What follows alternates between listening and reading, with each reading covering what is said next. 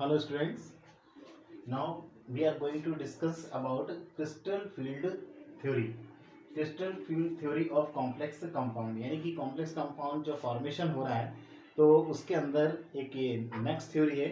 क्योंकि जो valency bond theory है वो कई सारी ऐसी चीज़ें हैं जिनके क्वेश्चंस के आंसर्स उसके अंदर हमें नहीं मिलते, जिनको वो एक्सप्लेन नहीं करती वीबीटी। तो उन सब के जवाब हमको क्रिस्टल फील्ड थ्योरी के अंदर फिर देखने को मिलते हैं। तो चलिए इसको शुरू करते हैं।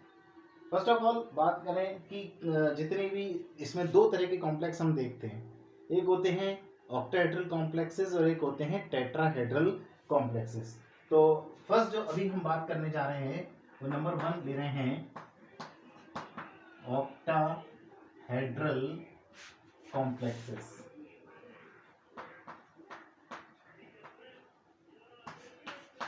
अभी हम ऑक्टाहेड्रल कॉम्प्लेक्सेस के बारे में बात कर रहे हैं। तो ऑक्टाहेड्रल कॉम्प्लेक्स जो बन रहे हैं उनके अंदर डी ऑर्बिटल का इन्वॉल्वमेंट कहीं ना कहीं होता है, चाहे हम वो D2sp3 की बात कर लें या sp3d2 की बात कर लें, तो उसके अंदर डी ऑर्बिटल्स का इन्वॉल्वमेंट हम देखते हैं।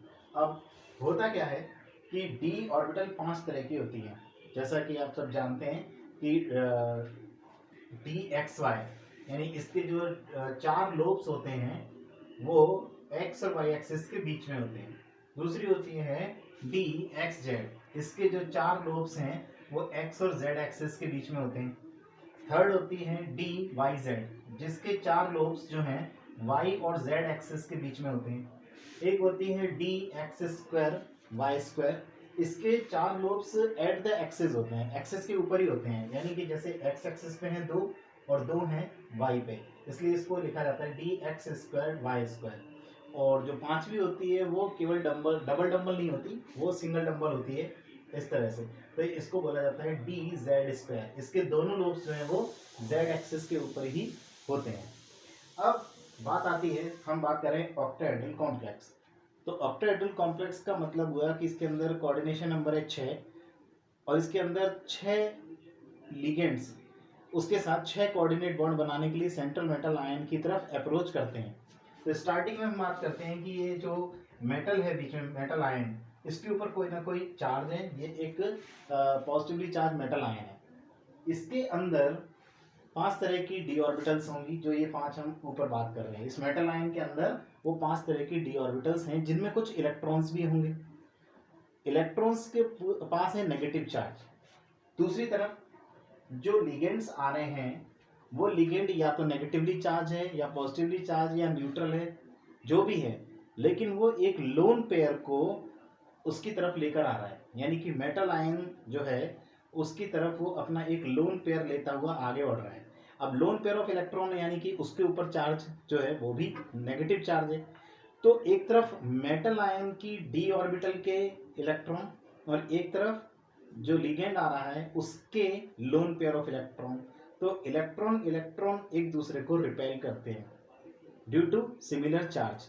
अब जब ये रिपल्शन होता है तो क्या होगा, कहीं ना कहीं जब भी हम देखते हैं कि रिपल्शन होता है जब किसी सिस्टम में, तो एनर्जी लेवल बढ़ता है, और जब अट्रैक्शन होता है तो एनर्जी लेवल नीचे जाता है। तो फिलहाल यहाँ क्या हो रहा है कि ये जो 6 लिगेंड्स हैं ये कौन कौन सी साइड से आ रहे हैं, ऑक्टाहेड्रल बन रहा है, यानी मेटल आयन अगर बीच में है तो एक लिगेंड टॉप से आ रहा है, एक लिगेंड बॉटम से अप्रोच कर रहा है, और 4 लिगेंड्स साइड से कर रहे हैं, एक इधर से, एक इधर से, एक इधर से और एक इधर से।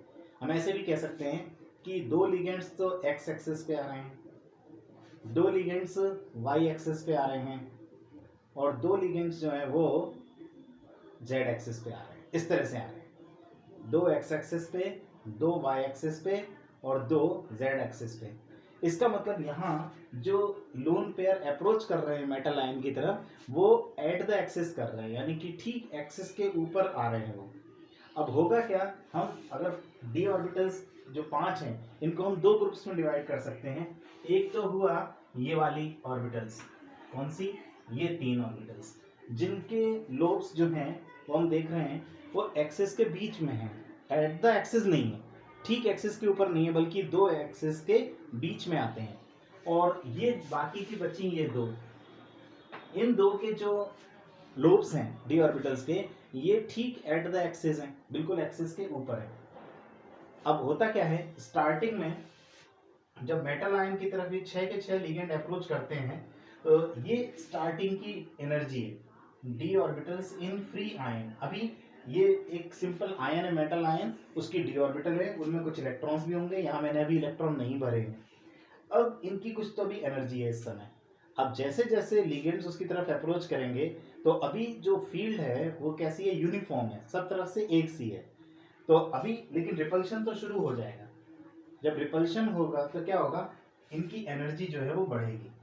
तो यहाँ पहले ये एनर्जी थी, जब लिगेंड्स अप्रोच करने लगे रिपल्शन हुआ, लोन पेयर ऑफ इलेक्ट्रॉन्स और मेटल की डी ऑर्बिटल के इलेक्ट्रॉनों के बीच में, जिससे कि क्या हुआ, एनर्जी बढ़ी। लेकिन अभी भी एनर्जी इनकी लगभग लगभग सभी की एक साथ बढ़ रही है। तो ये इनको कहते हैं डीजनरेटेड ऑर्बिटल। अभी भी इसमें स्प्लिटिंग नहीं हुआ है, अलग अलग नहीं हुए हैं, पांचों की एनर्जी, एवरेज एनर्जी ये है, सेम है।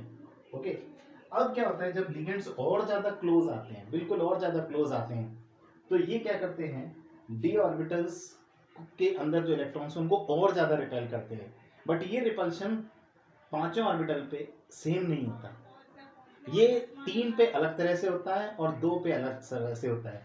इन 3 के ऊपर जो रिपल्शन होगा वो अलग टाइप से होगा, और इन 2 के ऊपर जो रिपल्शन होगा वो अलग टाइप से होगा। रीजन, इनके जो लोब्स हैं वो बिटवीन द एक्सिस हैं तीनों के, जबकि ये वाली 2 ऑर्बिटल्स जो हैं इनके लोब्स जो हैं वो एट द एक्सिस हैं। अब यहाँ देखते हैं जो लिगेंड्स हैं वो भी एट द एक्सिस आ रहे हैं, बिल्कुल एक्सिस के ऊपर आ रहे हैं, और इन 2 ऑर्बिटल्स के जो लोब्स हैं वो भी एक्सिस पे हैं। तो ये 2 ऑर्बिटल्स जो हैं वो ज़्यादा रिपल्शन फील करेंगे, इनमें रिपल्शन ज़्यादा आएगा, जबकि ये 3 जो हैं इनके अंदर के जो इलेक्ट्रॉन्स हैं वो थोड़ा कम रिपल्शन फील करेंगे, क्योंकि इनके जो लोब्स हैं वो बिटवीन द एक्सिस हैं, और जबकि ये लिगेंड्स जो हैं वो एट द एक्सिस आ रहे हैं। तो ये 3 कम रिपल्शन फील करेंगे और ये 2 ज़्यादा रिपल्शन फील करेंगे। इस तरह से होगा क्या, ये 5 ऑर्बिटल्स जो हैं वो 2 ग्रुप्स में डिवाइड हो जाएंगे।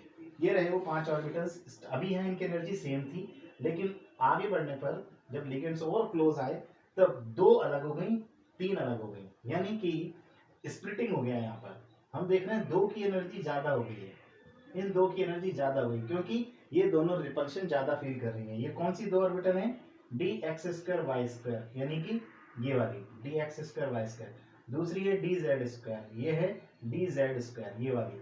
इन 2 की एनर्जी ज़्यादा हुई, जबकि ये जो 3 थी इनकी एनर्जी नीचे चली गई, ये कम हो गई, ये कम रिपल्शन फील कर रही हैं। इस तरह से जो 5 डी ऑर्बिटल्स हैं वो 2 ग्रुप्स में डिवाइड हो गई।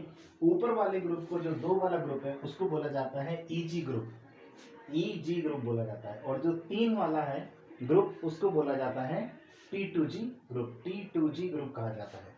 और इन दोनों ग्रुप के बीच में जो स्प्लिटिंग के बाद जो एनर्जी का गैप आया है, ये एनर्जी का गैप दिख रहा है हमको, इसको बोलते हैं डेल्टा ओ। डेल्टा ओ से इसको रिप्रेजेंट किया जाता है।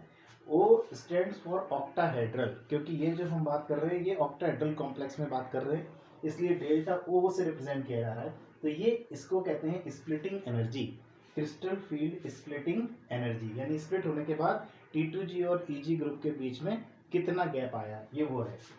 तो this is splitting of D orbital. अब यहाँ एक बात और इम्पोर्टेंट है बताने वाली, कि ये जो गैप होगा, स्प्लिटिंग एनर्जी जो होगा, ये इसका जो गैप आ रहा है T2G और EG लेवल की एनर्जीज का, ये लेवल, ये इस बात पे डिपेंड करेगा कि सामने से जो लिगेंड अप्रोच कर रहा है वो कितना स्ट्रॉन्ग है।